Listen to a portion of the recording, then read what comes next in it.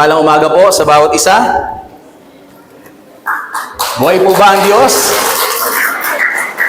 Sino po ang napagpala sa ating pong pag-aawitan ngayong umaga? Praise God. Talagang napakasarap sa pakiramdam na magkakasama ang mga magkakapatid, sabay-sabay na nagpupuri sa ating pong Panginoon. Una ay umuko, tayo po ay manalangin.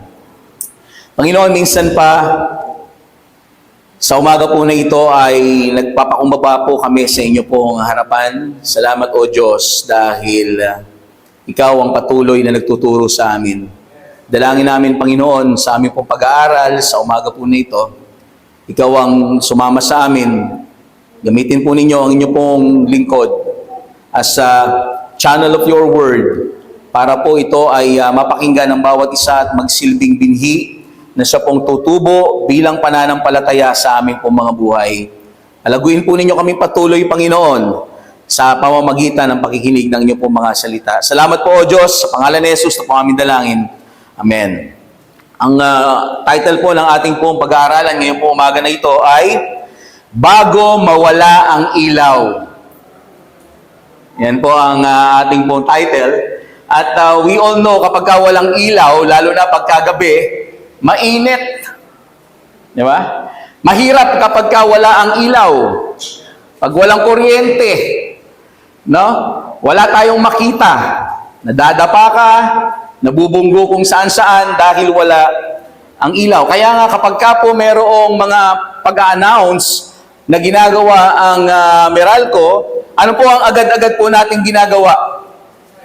Di ba? Una-una, yung una ko narinig, nag-charge agad ng cellphone. Yan. So, ano pa po? Kung halimbawa ang inyo pong tubig ay mula sa kuryente na mga deep well, nagpupuno ka agad ng tubig, nagre-ready. Ano pa? Ano pang ginagawa ninyo?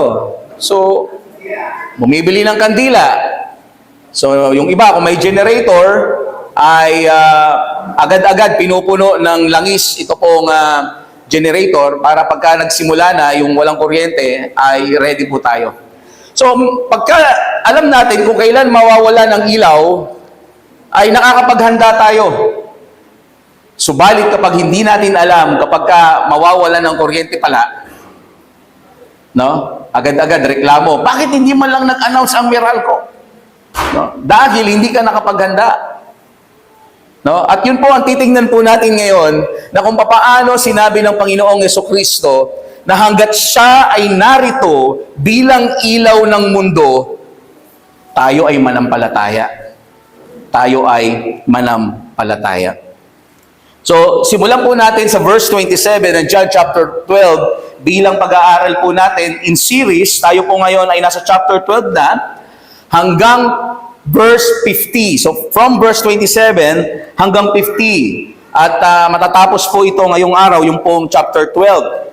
So, sabi po dito sa verse 27, but before this verse, naalala po ninyo na last Sunday, ay ang pinag-aralan po natin ay patungkol po sa palaspas, na kung saan sa pagpasok ng Panginoong Jesucristo, that is the triumphal entry na ginawa ng ating Panginoong Jesucristo, pero doon sa kanya pong triumphal entry, hindi po siya nagkabayo, hindi po siya nagkarwahe, kundi ang sinakyan po niya ay walang iba kundi isang donkey.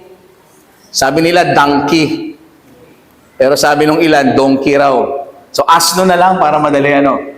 So, hindi po aksidente na ang ating Panginoong Jesucristo ay sumakay sa isang asno sa kanya pong pagpasok doon sa Jerusalem.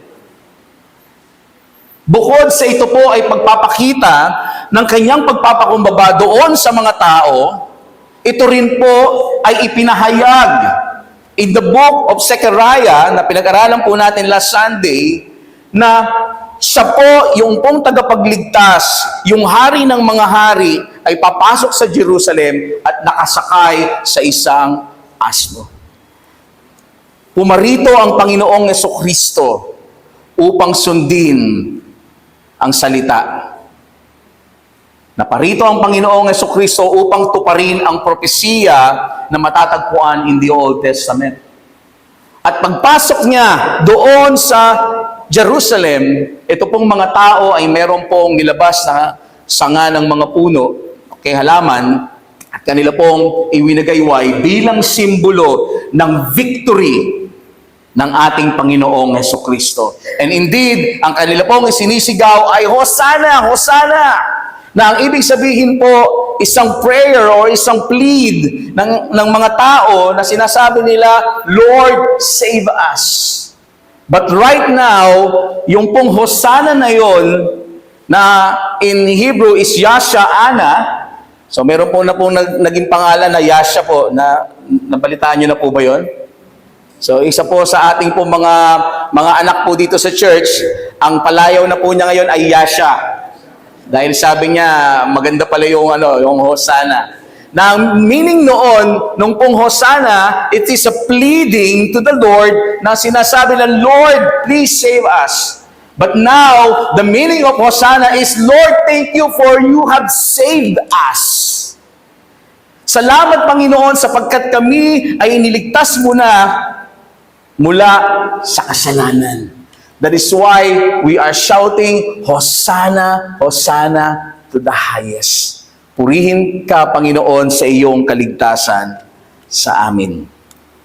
Sabi po doon, bilang pagpapatuloy sa verse 27, ang sabi doon, ngayon, ay nagugulumihanan ng aking kaluluwa. At ano ang aking sasabihin? Ama, iligtas mo ako sa oras na ito? Ngunit dahil dito, ay naparito ako sa oras na ito. Kung mapapansin po natin, ang sabi doon, nagulumihanan ang aking kaluluwa. Remember, na ang ating Panginoong Jesucristo ay 100% na tao at ganoon din siya po ay 100% na Diyos. Kaya nga po, sa pagkakataon po na ito, wag po natin kukwestiyonin ang Diyos na gulumihanan. Pagka po kayo nakakita in the scripture na sinasabi, ang Panginoong Jesucristo siya ay nagutom. Ang Panginoong Jesucristo siya ay napagod. So ibig sabihin, ang Diyos napapagod pala. Ang Diyos nagugutom pala.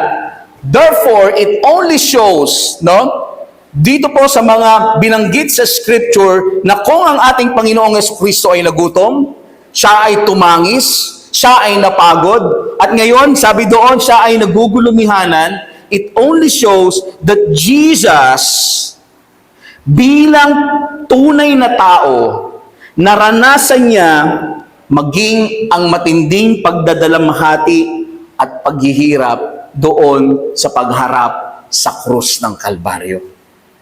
Bilang tao, He is perfect man and perfect divine.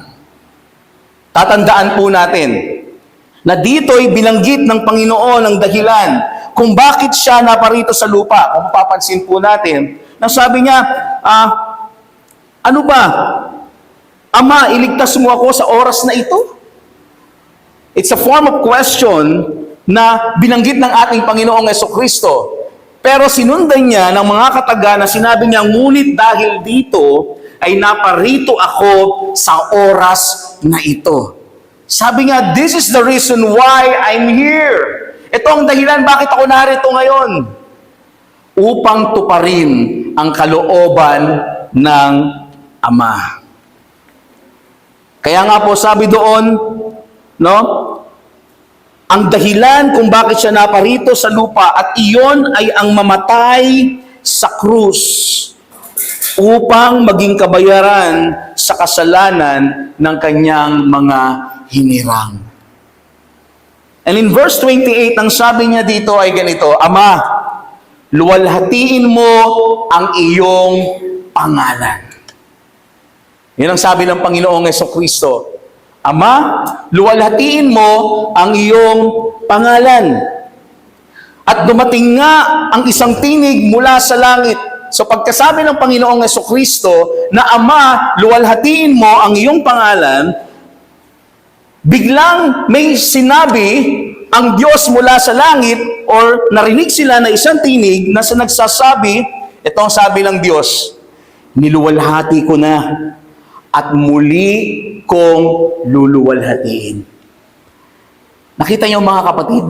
No? Sa tagpo po na ito, biglang may nagsalita doon sa kalangitan na sumagot at tumugon sa Panginoong Jesucristo. Nung siya po ay nagsabi na, Ama, luwalhatiin mo ang iyong pangalan. And then suddenly, ang Diyos ay nagsalita, niluwalhati ko na. And even more, na ngayon ay luwalhatiin kong muli. Alam po ninyo mga kapatid, niluwalhati ng Diyos ang kanyang pangalan sa pamamagitan ng mga gawa ng ating Panginoong Jesucristo. Doon sa lahat ng kanyang mga finished works ay niluwalhati ng Diyos ang kanyang pangalan. At ngayon po, yung sinasabi niya na luluwalhatiin kong muli, ay luluwalhatiin niya sa kanyang muling pagkabuhay at kanyang pagtaas at pagbabalik doon sa kanan ng ating Diyos. Yung sinabi niya na luluwalhatiin kong muli, yung sinasabi niya na luluwalhatiin kong muli, yun ay papakita niya. This time, ang sabi doon, 5 araw na lang. Naalala po ninyo na sa tagpo po na ito po ay linggo ng palaspas. So after 5 days, yun yung sasabihin, yung sinasabi ng Panginoon na luluwalhatiin kong muli. Because after 5 days, on that 3rd day, ang ating Panginoong Jesucristo ay muling mabubuhay mula sa mga patay. And in verse 29, ang sabi doon, ang karamihan ng nangaroroon at nangakarinig ay nagsipagsabing kumulog. So yung iba, no, sabi nila, uy, biglang kumulog. At sinabi naman ng iba, isang anghel ang nakipag-usap sa kanya. Okay? So yung mga tao, hati yung kanila pong mga pagkakaunawa dito po sa pangyayari ng pagsalita ng ating pong Diyos, na yung iba, uy, kumulog. Tapos yung iba naman nagsasabi, merong mga anghel na nakipag-usap sa kanya. At sumagot ang ating Panginoong Jesucristo. Ito po ang sabi niya. Ang tinig. Ito, nilinaw niya kung ano yun. Sabi niya, ang tinig na ito'y hindi dumating dahil sa akin. Kundi yung tinig na ito ay dumating para sa inyo. You know what, church? Ang tinig ng Diyos ay para sa benepisyo ng tao. Ang salita na ating pong pinag-aaralan, Sunday after Sunday, and even in our inspired group sessions, yung tinig na yon, yung pong mga salita na yon, alam po ninyo, hindi po ito para sa benepisyo ng Diyos. Dahil ang Diyos, kahit hindi ka magbasa ng Bible, mananatili siyang Diyos. Kundi, yung pong mga salita po niya sa ating pong pag-aaral ay para po sa ating benepisyo. Kaya nga, habang tayo po, mga kapatid, ay may pandinig, ay makinig po tayo sa kalooban ng Diyos, at ito po ay ating lakaran. Kasi kapag wala na tayong marinig, kapag hindi ka na makapakinig, hindi mo na maririnig ang salita ng Diyos. Wala nang pag-unawa sa salita ng Diyos. Kapag wala nang huli na ang lahat, kapag tapos na ang buhay, kapag sinabi na ng Panginoon, finish or not finish, pass your paper, wala nang panahon para makinig. Kaya yung pong benepisyo na natatanggap po natin ngayon, Sunday after Sunday, on a weekly basis, no? Ito po ay i-grab natin bilang opportunity po sa bawat isa sa ating po mga buhay upang mas makilala po natin ng mas malalim pa ang ating Panginoong Jesucristo. And then in verse 31, ang sabi ng Panginoon, ngayon ang paghatol sa sanglibutang ito. You see, church, that this time, ang sabi niya, nung nagsalita ang langit, nagsalita ang Diyos, Ang sabi niya, ngayon ang paghatol ng sanlibutan ito. Ngayon, ang prinsipe ng sanlibutan ito ay what? Palalayasin. So, sino po ang prinsipe ng sanlibutan na to? Bakit kaya hindi ginawang hari ng sanlibutan? So, sino yung prinsipe ng sanlibutan na ito? Of course, si Satan. Hindi siya ang hari ng sanlibutan ito. Sino ang hari ng sanlibutan? Of course, our God. Kaya binanggit dito, Prince. Dahil ang hari ay walang iba, kundi ang ating Diyos. Ngayon ang paghatol, ngayon sa sanlibutan ito, ang prinsipe ng sanlibutan ito ay palalayasin. Ngayon, ang kamatayan ng ating Panginoong Jesucristo na tila pagkatalo na inaakala ni Satanas ay nagsilbing katagumpayan ng Diyos laban sa kaaway. Na akala ng Satanas, akala ng kaaway, siya ay nagwagi sapagkat namatay si Kristo, ipinako ng mga makasalanan. Ang hindi alam ni Satanas, ito pong parang pagkatalo, ito po ang nagsilbing kabayaran ng Diyos para sa mga kasalanan ng lahat ng kanyang mga tinawag. Kaya purihin ang Diyos. Purihin ang Diyos sa kanyang pagkamatay doon sa krus ng Kalbaryo. Na hindi nalalaman ni Satanas na yun ang way ng Panginoon upang pagbayaran at tubusin ang kanyang mga anak mula sa pagkakasala.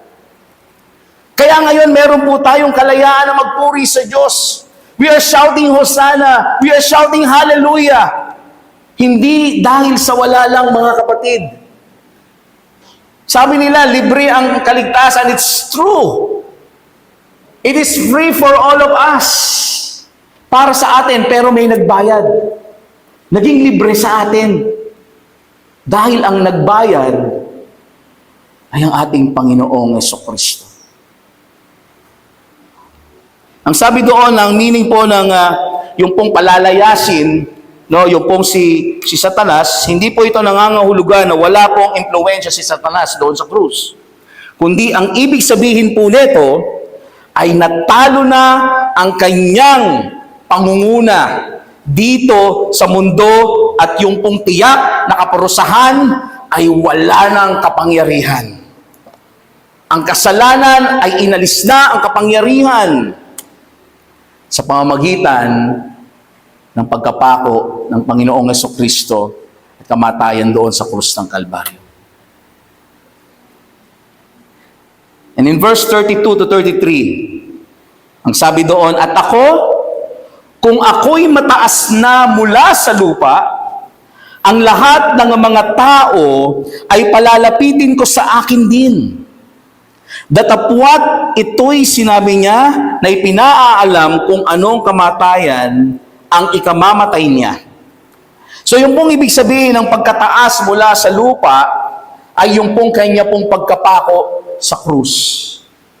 Okay? Yung pong mga sinasabi po ninyo na yung pong Messiah dapat po ay maitaas sa lupa, maisabit doon sa puno, hang on the tree. So yun po ay yung pong pagkapako ng ating Panginoong Jesucristo sa krus. Yung pong lahat ng tao na binabanggit po rito ay nangangahulugang hindi lamang mga Hudyo ang kanyang tatawagin, kundi maging pati mga Griego, pati mga Gentiles na mula sa iba't ibang bansa ay kanya ring tatawagin sa kanyang piling upang makatagpo ng kaligtasan na nagmumula sa kanya.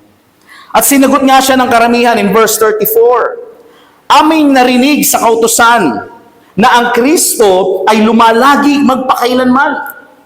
So meaning to say, ito pong mga tao, alam nila kung ano yung sinasabi doon sa kautusan. Ang sabi nila, ang Messiah, ang tagapagligtas, ay mananatili magpakailanman. At paano sinasabi mo na kailangan na ang anak ng tao ay mataas? Sino ang anak ng tao na ito? Yun ang sabi ng mga tao na nasa paligid ng ating Panginoong Jesucristo. Sa tagpo po na ito, makikita po natin na sila po ay nagkaroon ng kalituhan. Ito po mga tao. Sapagkat ang kanila pong pakiwari ay ang Kristo ay nananatili magpakailanman, subalit ang sinabi ni Jesus ay kinakailangang maitaas ang anak ng tao at sabay tanong kung sino baga yung anak ng tao. So nalito sila. Akala ko ba mananatili yung Kristo? Pero bakit mo sinasabi itataas? Alam po ninyo, ang pagtaas ni Jesus doon sa krus ay para pong binabanggit doon sa bronze serpent na mababasa po natin in Numbers chapter 21 verse 4 to 9.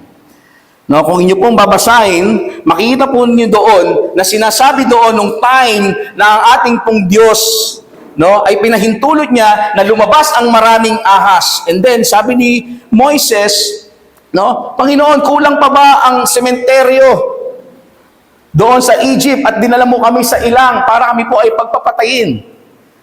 Dahil lumabas yung maraming ahas, sino yung tinutuklaw? Siya po ay namamatay.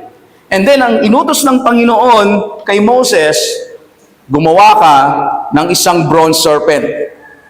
At ilagay mo doon sa pole, at itaas mo. At kung sino man ang titingin doon sa bronze serpent na yon, bagamat siya ay tuklawin ng ahas, ay hindi siya mamamatay. Okay? At ganun nga yung ginawa ng mga Israelites. So itinaas ni Moses yung pong bronze serpent nasa pole, at kung sino nga yung tumingin doon, bagamat siya po ay tuklawin ng ahas, hindi siya namatay. Kaya nga po, yung pong symbol na yon, yung po ang ginagamit ng symbol ng health. Napansin po ba ninyo yun? Diba? Symbol ng DOH. Bakit ba ahas yun? So, ang simbolo na yon na ahas ay hindi po para isang makamandag na papatayin tayo, kundi ang simbolo nun ay walang iba kundi ang ating Panginoong Hesukristo na siyang tunay na kaligtasan po natin. Okay? Nang sabi doon, sa atin ngayon, kung sa mga Israelites that time, yung pong bronze serpent ay ginamit na Diyos bilang simbolo ng kaligtasan, sa panahon po natin ngayon ay kung sino man ang manampalataya doon sa anak ng tao na itinaas. Sino po yun? Yung itinaas.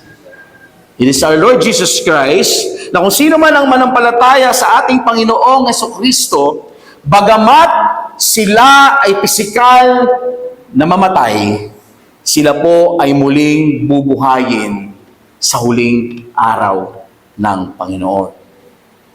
Naintindihan po ninyo mga kapatid? Kaya nga po, this time, no, wala mang nakadisplay, no? Wala mang nakadisplay na kung ano bang simbolo ng Panginoong Hesukristo, hindi na kailangan yon. Because we worship the Lord by faith. Ano ibig sabihin ng by faith? Sinasamba natin ng Diyos kahit hindi natin nakikita. At hindi natin kailangan ng anumang mga itsura or mga figure para ating sambahin ang Panginoon because we worship Him by faith. Naintindihan niyo mga kapatid? No? Sa atin ngayon, ang nangyayari, parang yung sa simbolo na yon ng bronze serpent, kapag tayo po ay nakatingin doon, meron po tayong buhay na walang hanggan mula sa Panginoon. Sa pamamagitan ng pananampalataya. Kaya, tunay nga na ang Kristo ay mananatili sa iyo kung ikaw ay lubos na nananampalataya sa Kanya. Totoo pa rin yung sinasabi nung pong mga Hudyo na sinasabi sa Panginoon na akala ba namin na ang Kristo ay mananatili?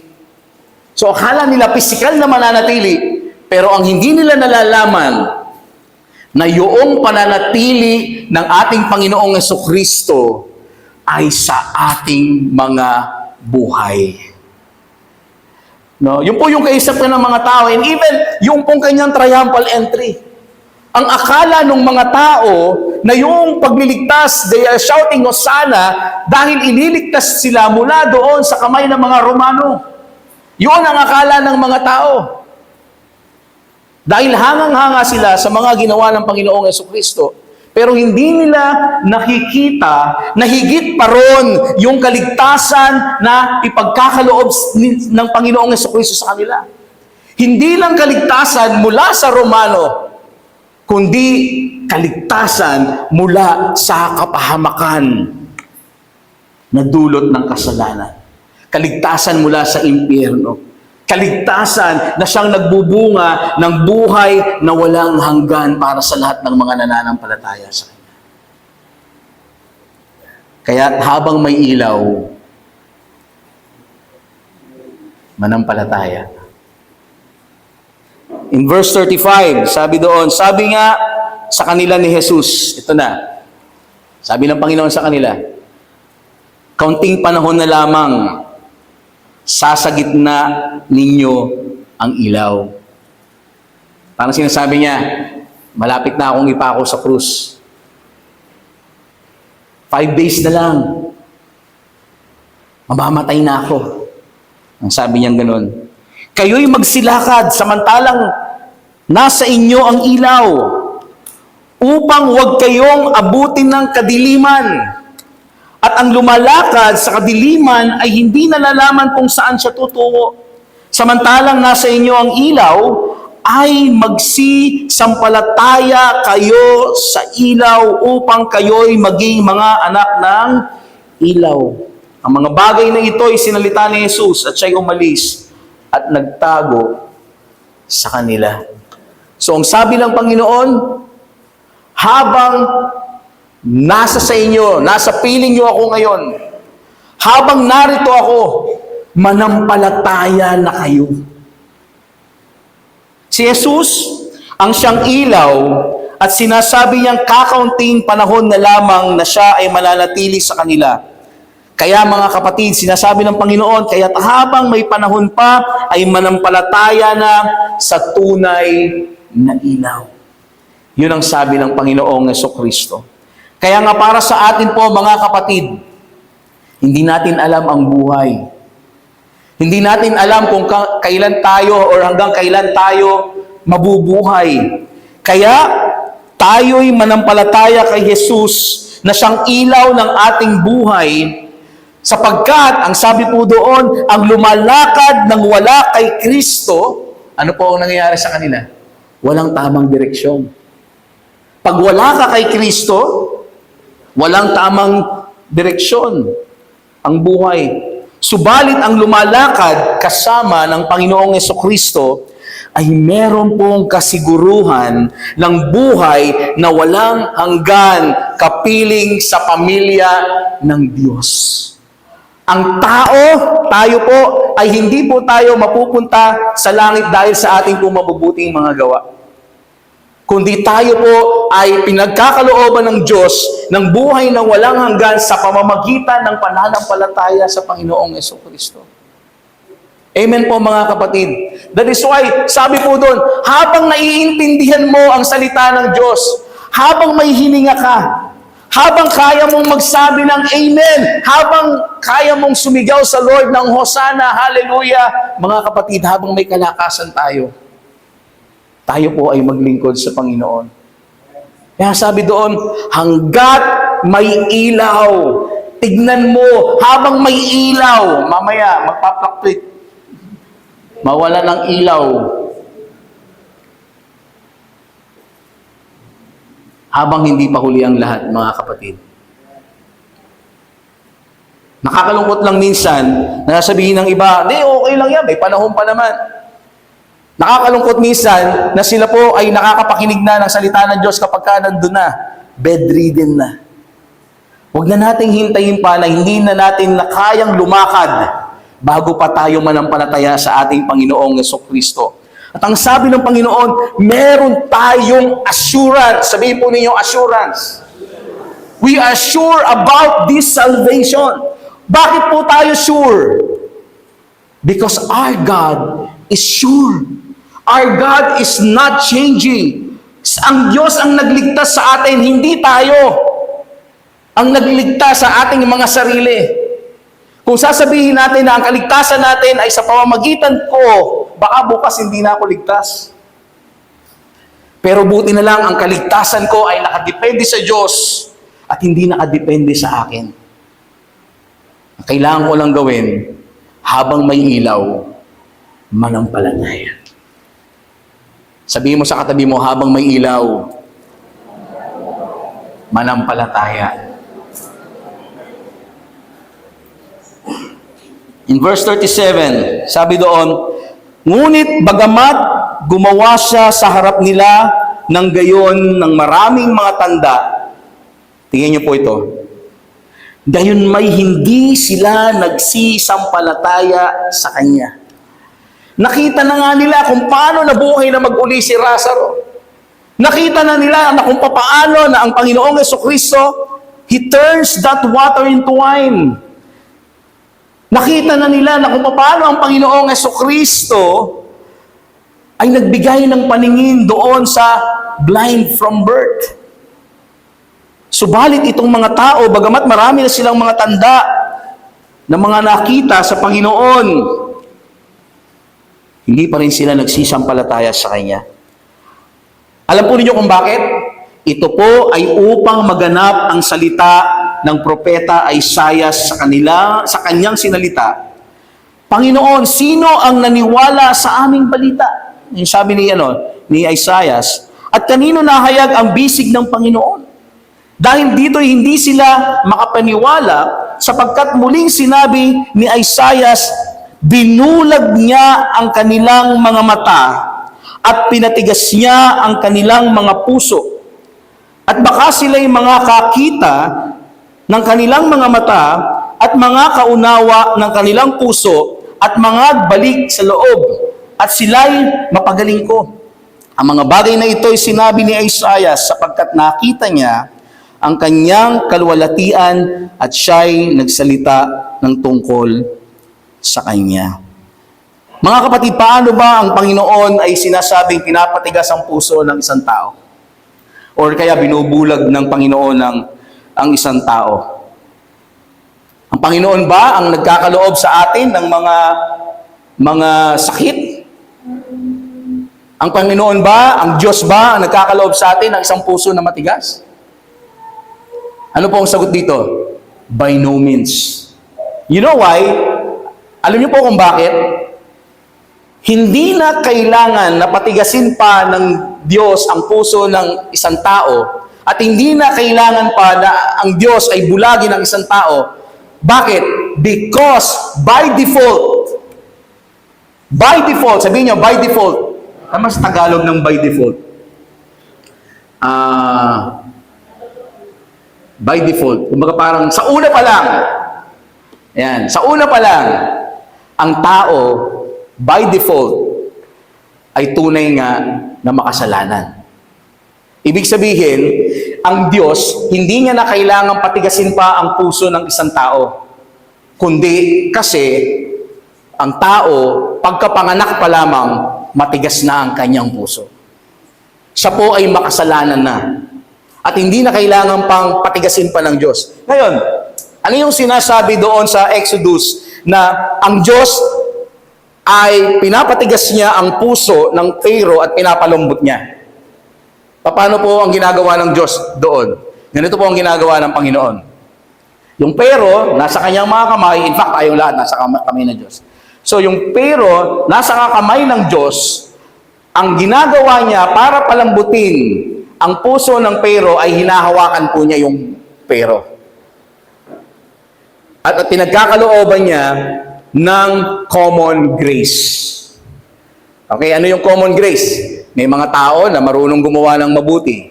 May mga tao na yung pong tumutulong sa mga maghihirap, tumutulong sa mga kapwa nila. And that is common to everyone, and everyone can do that. That is common grace. So, yun ay nasa sa Panginoon. Ngayon, ano ang gagawin ng Panginoon para maging matigas ang puso ng Pharaoh? Ano gagawin niya? Payahayaan niya lang. Bibitawan niya lang. As simple as that. Pag binitawan niya, parang trumpo na kangkarot na ang gagawin ay walang iba kundi magkasala sa Diyos.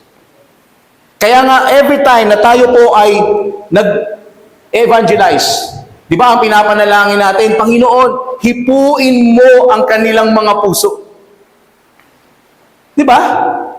Kasi kung wala ang pagkilos ng Panginoon sa kahit na sinong tao, kahit na i-recite mo pa sa Kanya mula Genesis hanggang Revelation, hindi siya mananampalataya sa Diyos.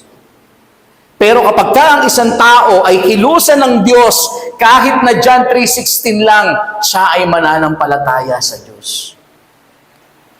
Naintindihan po ninyo ako, mga kapatid. Kaya hanggat bulag, di ba? Hanggat bulag, kahit na anong sabihin mo dyan, hindi talaga yan makikinig at hindi yan mananampalataya. Until that moment that God will regenerate His heart, turning it into a heart of flesh from a heart of stone. And then that's the time that he will have faith in the Lord. Binanggit doon sa Ephesians chapter 2, no? Nang sabi doon, paano na ang isang tao ay makakapanampalataya? Paano? Samantalang sinabi sa Ephesians chapter 2 na tayo po ay mga patay sa ating mga kasalanan. Nung nakarampong IG, ay napag-usapan po namin yan at inabot kami ng almost 12 o'clock. No, dahil hati yung pong kaisipan po natin pagdating po sa bagay po na yan. Naakala natin noon, and akala ko rin noon, na ako ay naligtas. Okay, naniniwala ako na ako ay naliligtas, ang isang tao ay maliligtas sa pamamagitan ng pananampalataya. Okay, kaya nga, ang kaisipan ko na yung kaligtasan ko ay dahil sa aking pananampalataya, at kung ito ay dahil sa aking pananampalataya, no, tsaka lang ako maboborn again. Dahil sa aking pananampalataya. Yan po ang akala ng marami, na ang isang tao, no, bago siya maborn again, kailangan na siya po ay manampalataya muna. Pero ito ang tanong. Sabi doon sa Ephesians chapter 2, ang sabi doon, for we are dead in our trespasses and sins. Ngayon, ito ang malaking question. Paano na ang isang patay ay mananampalataya?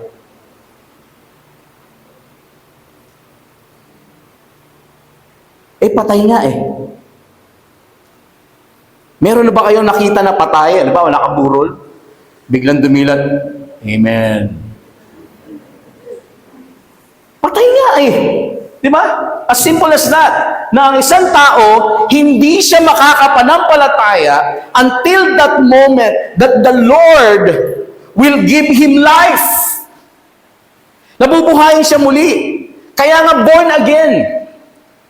Before that you are dead in your trespasses and sins, now that the Lord has regenerated your heart, ginawa kang born again.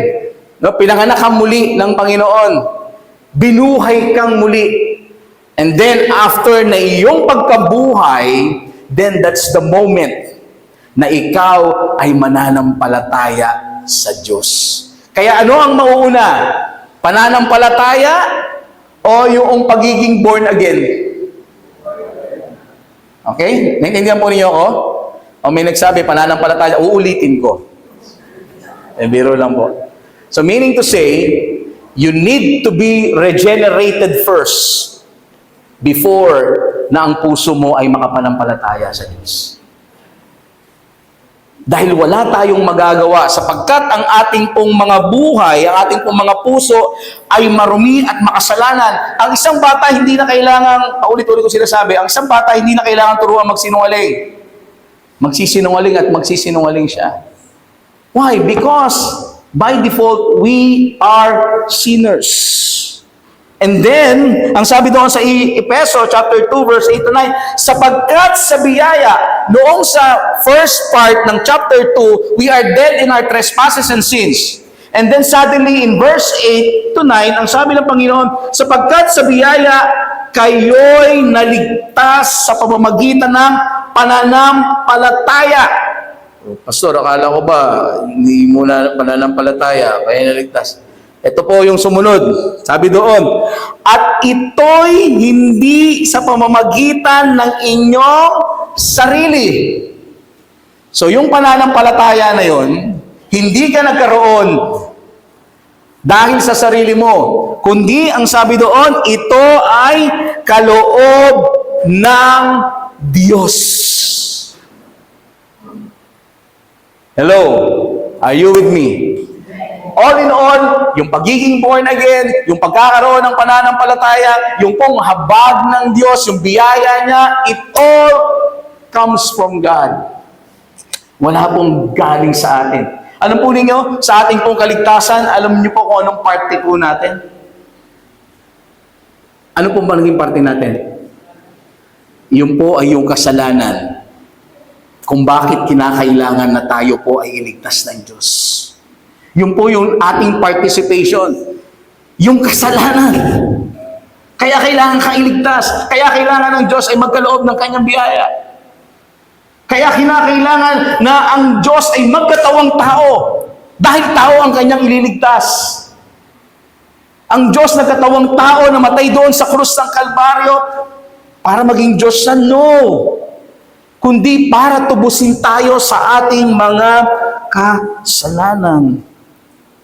Ito ay kaloob ng Diyos, hindi sa pamamagitan ng mga gawa, upang ang sino man ay huwag magmalaki.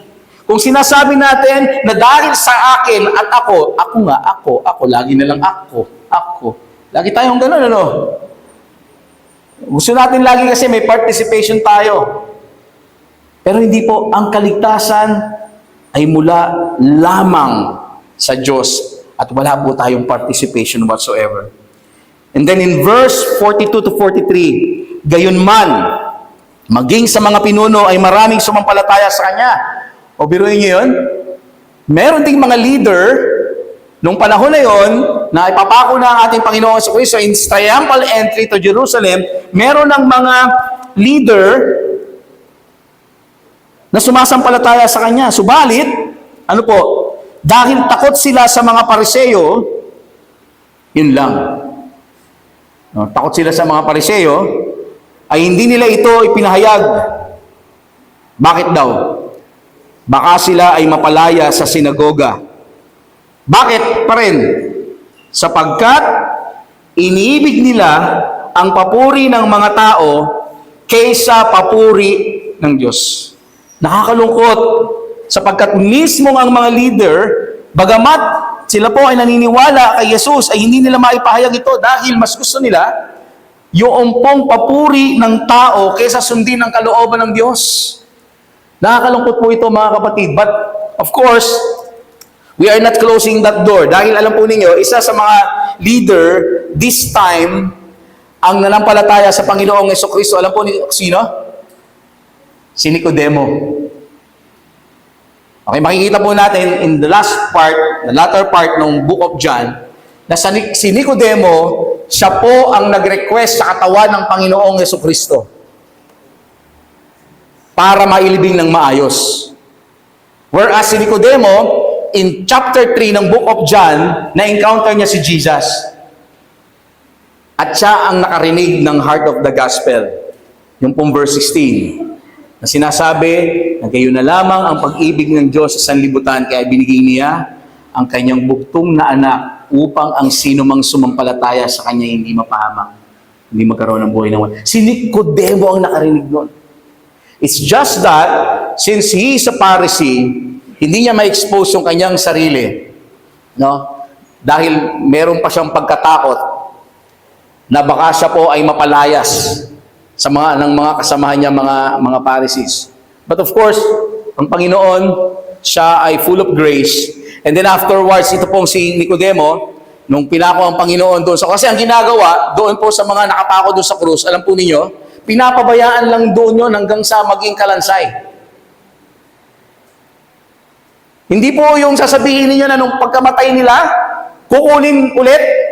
Aba, matapos mong parusahan tapos ngayon, ililinis-linisin mo yung katawan. Tapos, hindi po. Ang gagawin po doon ng mga Romano, aantayin na lang nila doon na maging mga skeleton yung mga yun. At ang uubos sa kanila pong mga flesh is yung pong mga buitre, mga uwak. Ganun po katindi yun. Kaya ang ginawa, ang nangyari, itong si Nicodemo, ni-request niya, palibasa, siya po ay malapit doon sa mga leader, ay meron po siyang connection, ni-request niya na yung katawan ng Panginoong Jesucristo ay maibaba doon sa krus. And then, ito pong si Joseph of Arimathea, siya po ang nagpahiram ng kanya pong libingan sa Panginoong Jesucristo. You see, si Nicodemo na inaakala po natin na parang wala lang yung kanilang conversation. Isipin mo na lang, ikaw ang makapag-usap sa Panginoong Jesucristo ang buhay. Hindi ka pa ba magbago? And for sure, siya po'y binago ng Diyos at siya po'y ginamit ng Diyos. Isang leader. Okay? So, hindi ko na pahabain nyo kasi sayang naman yung preaching sa susunod. Okay? Kung tunay mong nakikita ang katotohanan, kapatid, nawa ay buong tapang mo itong tayuan nang walang ibang nais bigyan ng kaluguran, kundi ang Panginoon lamang. Kahit na sabihin mong parang itakwil ka, in fact, ng iyong mga magulang. Katulad po na naibanggit ko po sa inyo nung nakaraan, nung ako po ay makakilala sa Panginoon around mga year 1999. Bago ko pa lang nung nakikilala sila Pastor Manny, Pastor Buddy, ang nagdala po sa akin sa Panginoon, of course, ang aking pong magandang asawa. Praise the Lord. Nung una simbang ligaw, pero nung maglaon ay nakita ko ang Panginoon. Nung time na yon, nung ako po ay mainit na nagsiserve sa Lord, in fact, ang ginagawa ko dahil maingay yung gate namin, tumatalon ako sa bakod. Kasi yung gilid nung gate namin, may mababa na pader, no? Tumatalon ako doon para hindi nila marinig na lumabas ako, attend ako ng prayer meeting Thursday night. Kasi pagagalitan nila ako eh. Tapos hindi rin ako nagpapantalon.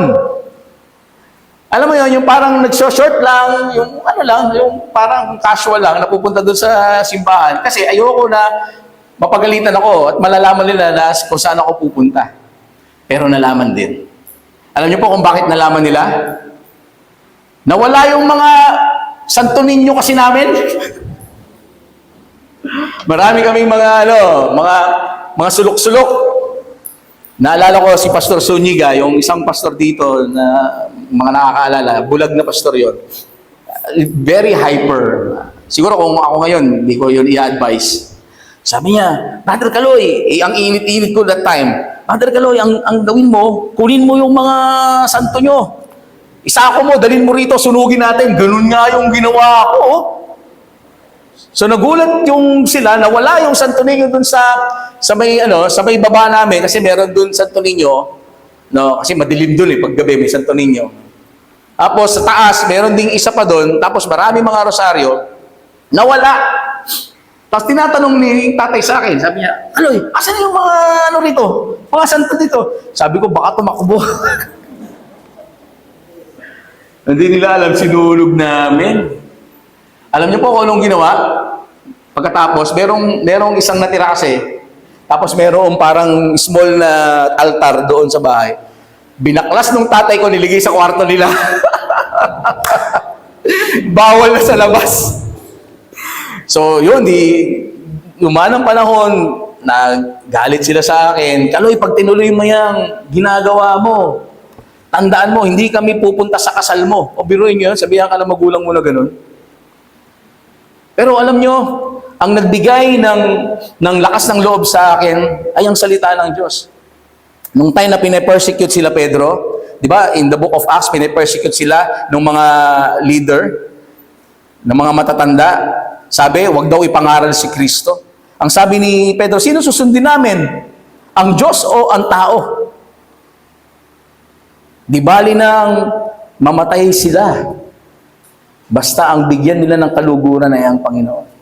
Alam po ninyo, nang maglaon sa pamamagitan din ng puspusang pananalangin and everything, pag-attend sa church, mga fellowship. Dati, naging ako noon ay youth leader. Yeah, youth leader.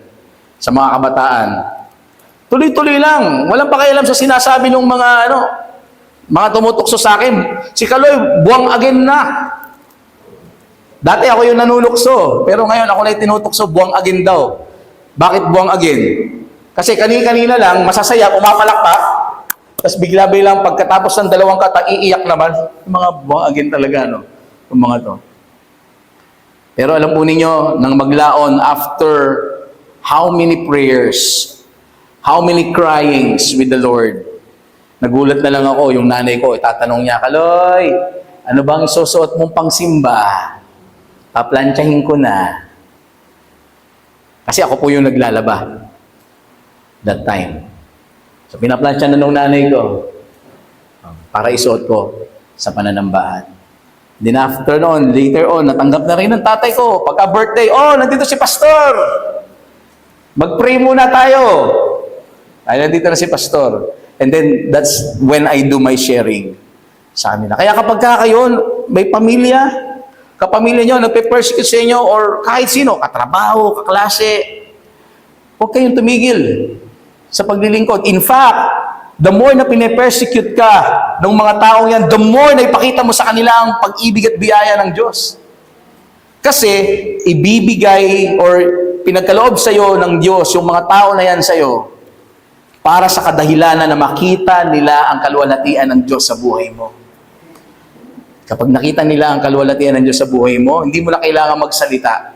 Sila na mismo ang mananambahan sa Panginoon. Kaya nga, si Jesus ay sumigaw at nagsabi, ang sumasampalataya sa akin ay hindi sa akin, ang sumasampalataya sa akin ay hindi sa akin sumasampalataya, kundi doon sa nagsugo sa akin. Okay? At ang nakakita sa akin ay nakakita doon sa nagsugo sa akin. Kaya nga yung sinasabi ng Panginoon in the earlier chapters, ako at ang Ama ay iisa. Pero doesn't mean the same person, naiisang person. No, it's a different person. It's just that Jesus Christ is the perfect representative of the Father to men. Kaya nga nagsugo eh. Merong nagsugo at merong isinugo. No? Ako ay naparito na isang ilaw sa sanlibutan, upang ang sino mang sumasampalataya sa akin ay huwag manatili sa kadiliman. Because we are by default, doon po tayo sa kadiliman. Ngayon na nakita na natin si Kristo, hindi na tayo mananatili sa kadiliman. Kundi tayo po ay nasa kaliwanagan sa pamamagitan ng pananampalataya kay Kristo. Si Jesus ang tunay na ilaw ng sanlibutan. Kaya ang nananatili sa Kanya, kailanman ay hindi na madidiliman. Praise God! Dahil doon sa ipinangako niyang langit, wala nang kawad ng kuryente na nagpa-fluctuate. Lagi nang maliwanag. Bakit? Hindi na rin kailangan ng araw, hindi na kailangan ng bituin. Sapagkat ang nagniningning doon sa langit na ipinangako niya sa atin ay walang iba kundi ang kaningningan ng kaluwalhatian ng Diyos. Kung ang sino man ay nakikinig sa aking mga salita at hindi tumutupad ng mga iyon, ay hindi ko siya hinahatulan. Sabi ng Panginoon, no? Kung nakikinig ka ng salita, tapos hindi mo tinutupad, hindi ko siya hahatulan. Sapagkat hindi ako naparito upang humatol sa sanlibutan, kundi upang iligtas ang sanglibutan. That is why, church, katulad na nabanggit ko sa inyo noon, na ang Panginoong Jesucristo sa kanyang unang pagdating dito sa mundo, hindi siya dumating bilang judge, kundi dumating siya dito sa mundo sa kanyang unang pagdating bilang ligtas. Kaya sabi niya, hindi ko kayo hahatulan, sapagkat naparito ako upang iligtas ang sanlibutan. Ang nagtatakwil sa akin at hindi tumatanggap sa aking mga salita, ito na, ay mayroong isang humahatol sa kanya. Okay? Ano yung humahatol po sa kanya? Ang salitang aking sinabi, what? Ang siyang hahatol sa kanya sa huling araw. You see, church? It is not Jesus that time na binabanggit ng Panginoong Jesucristo dahil naparito siya, hindi para husgahan ang mga tao, kundi ang maghuhusga doon sa mga tao ay yung mga sinalita ng ating Panginoong Jesucristo. Ang salitang aking sinabi ang siyang hahatol sa kanya sa huling araw, sapagkat ako'y hindi nagsasalita mula sa aking sarili. You see, church? Hindi lang siya nagsasalita mula sa kanyang sarili, kundi ang Ama na nagsugo sa akin ay siyang nagbigay sa akin ng utos. Kaya kung ano ang dapat kong sabihin at kung ano ang dapat kong bugbigkasin. Nalalaman ko na ang kanyang utos ay buhay na walang hanggan. Kaya't ang mga bagay na sinasabi ko ay aking sinasabi ayon sa sinabi ng Ama. You know what, church? Ang hatid ni Jesus sa atin ay buhay na walang hanggan. Hanggang ang Panginoong Jesucristo ay nagpapakilala sa atin bilang isang ilaw. Tanggapin natin ito. Manampalataya sa Kanya. At ito po ay lakaran po natin sapagkat ang Kanyang hatid sa bawat isa na nananampalataya sa Kanya ay buhay na walang hanggan. At makapananampalataya lamang, paano? Sa paanong paraan ng isang tao ay makakapanampalataya? Sa pamamagitan ng pakikinig ng Kanyang mga salita. Kaya mga kapatid, habang may panahon pa, ay ating pong nasahin, nakasabikan ang makinig at sumunod sa Kanyang mga salita. You know what, church? Yung pong unang pagparito ng ating Panginoong Jesucristo, ang purpose nun ay para magligtas. Ngunit, sa Kanyang ikalawang pagparito, sa Kanyang muling pagbabalik, ay darating siya bilang judge. Parting words, habang may pandinig, ay makinig, sapagkat darating ang panahon na kahit gusto na mo nang makapakinig, ay hindi ka na makaririnig. Para po sa ating pong huddle time, no, a group of 5 po tayo. Ito po yung ating pong tatalakayin sa group. In 5 minutes, ano ang mga ginagawa mong hakbang upang ikaw ay mas lumalim pa sa pagkakilala sa ating Panginoong Jesucristo bilang ilaw ng buhay. Salamat po, Panginoon. Salamat po. Mga kapatid, let's just receive these words of benediction.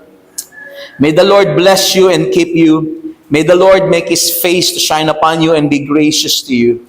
And may the Lord lift up His countenance upon you and give you His everlasting peace in the name of the Father and of the Son and of the Holy Spirit. And everyone who loves God will say, Amen and Amen.